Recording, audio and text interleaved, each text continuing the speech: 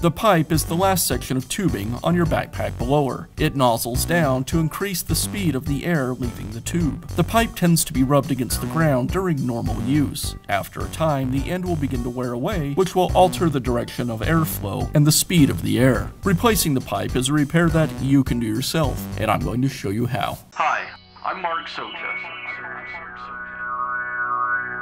Do-it-yourself repairs like these are easier than you might think. From lawn machines to cordless drills, kitchen mixers, Outdoor grills. our how-to videos walk you through each repair from start to finish.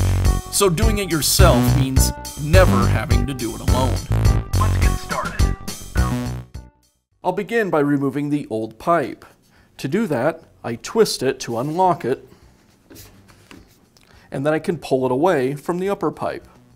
To install the new pipe, I'll align the slot with the pin. I'll push the pipe into place and then twist it clockwise to lock it.